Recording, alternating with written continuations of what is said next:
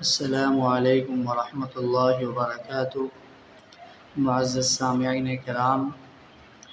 آج کے اس ویڈیو کے اندر میں حاضر ہوا ہوں آپ حضرات کے سامنے ایک اور قوم جس پر اللہ کا عذاب نازل ہوا، قوم نوح، حضرت نوح علیہ السلام کی قوم جن پر اللہ کا عذاب نازل ہوا۔ کیوں نازل ہوا اور وہ قوم کیسے ہلاک و برباد ہوئی، اس کے بارے میں آپ حضرات کو آج کی ویڈیو میں انشاءاللہ بتایا جائے گا۔ سب سے پہلے یہ سمجھے کہ اللہ تعالیٰ نے قرآن کریم میں فرمایا حضرت نوح علیہ السلام کے بارے میں، وَلَقَدْ أَرْسَلْنَا نُوحًا إِلَىٰ قَوْمِهِ أَلْفَ سَنَةٍ إِلَّا 50 عَامًا، کہ ہم نے حضرت نوح علیہ السلام کو ان کی قوم کی طرف بھیجا رسول بنا کر، اور وہ اس قوم میں دعوت دیے 950 سال،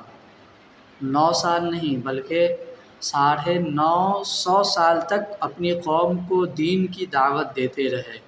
توحید کی دعوت دیتے رہے۔ 950 سال تک دعوت دینے کا نتیجہ یہ نکلا کہ چند لوگ ایمان لائے،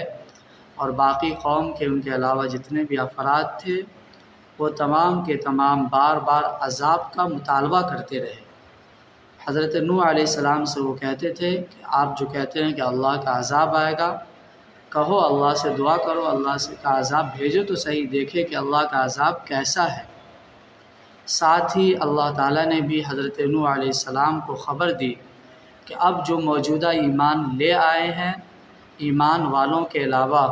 کوئی اور اب اس قوم سے ایمان نہیں لائے گا۔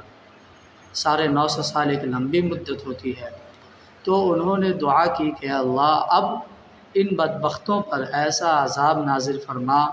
کہ ایک بھی کافر اور مشرک اس زمین پر زندہ نہ بچے۔ چنانچہ اللہ تعالیٰ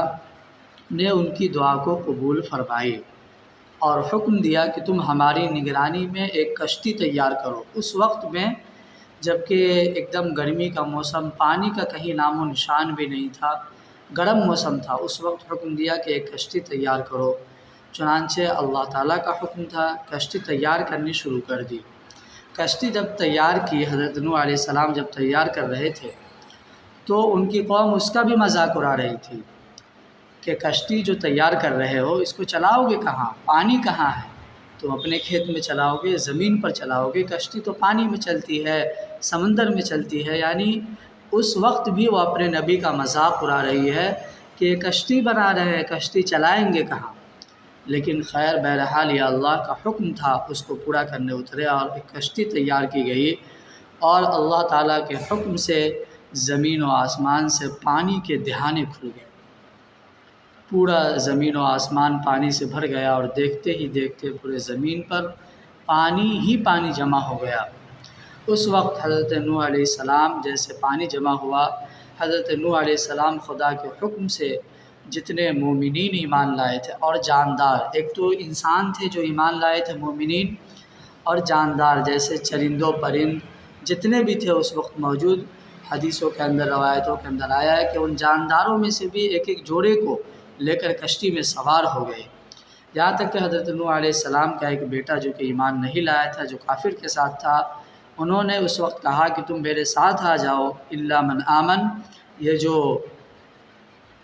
اللہ کا عذاب آئے گا یہ تمام لوگ ہلاک ہو جائیں گے، تم بھی ہلاک ہو جاؤ گے مگر جو ایمان لے آئے۔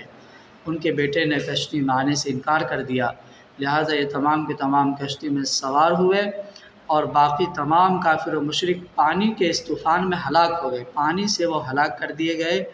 6 مہینے کے بعد کشتی 10 محرم الحرام کو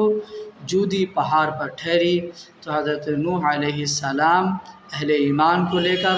امن و سلامتی کے ساتھ زمین پر اترے، اور پھر اللہ تعالیٰ نے انہیں انہی سے دنیا کی آبادی کا دوسرا سلسلہ، دوبارہ سلسلہ شروع فرمایا۔ اسی لیے حضرت نوح علیہ السلام کو آدم ثانی بھی کہا جاتا ہے، کہ حضرت آدم علیہ السلام جو پہلے نبی ہے جن سے نسل چلی، لیکن جب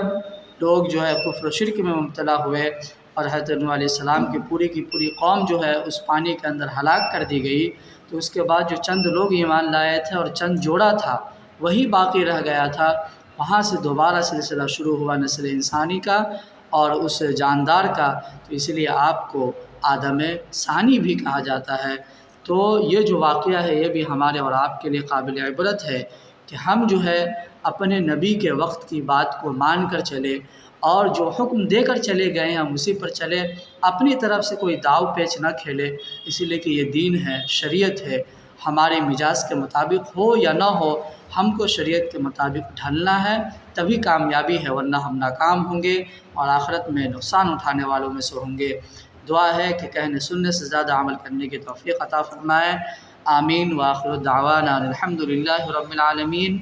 آخر میں یہ گزارش ہے کہ ویڈیو اچھی لگے تو اسے لائک اور شیئر ضرور کریں اور سبسکرائب بھی کر لیں اور اپنے دوستوں تک ضرور پہنچائیں۔ والسلام علیکم۔